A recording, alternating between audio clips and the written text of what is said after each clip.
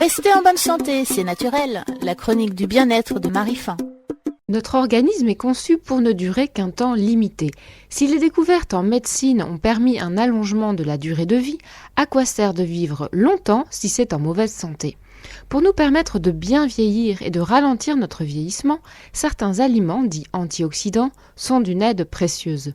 Pour lutter contre les radicaux libres qui endommagent nos cellules, je vais en décevoir certains. On ne trouve pas les antioxydants ni dans les pizzas ni dans les fondants au chocolat. Je suis la première déçue. Il en existe plusieurs familles. Tout d'abord, les vitamines A et C, présentes dans les fruits et les légumes. La vitamine E dans les huiles végétales, puis les polyphénols, et enfin les oligo-éléments que l'on retrouve un peu partout, fruits, produits de la mer, et même dans l'eau. C'est principalement dans les fruits et les légumes que l'on trouve le plus d'agents antioxydants. Certains en contiennent plus que d'autres. Voici ceux qui vous permettront de devenir un beau vieux ou une belle vieille en bonne santé. Mais avant cela, comment se calcule ce pouvoir antioxydant ? Une méthode venue d'outre-Atlantique, appelée ORAC, permet de connaître la capacité d'un aliment à absorber les radicaux libres.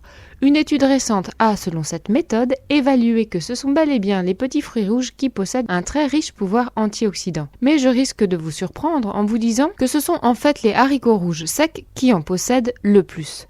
De manière générale, 100 g de légumes secs contiennent autant de flavonoïdes qu'1 kg d'oranges. Autre aliment star, l'artichaut, mais aussi toutes les noix et certains épices comme la cannelle et l'origan.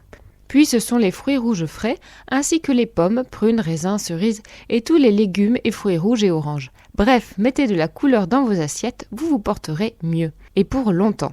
Enfin, côté boisson, pensez thé vert, à volonté et sans sucre de préférence, vin rouge mais en petite quantité.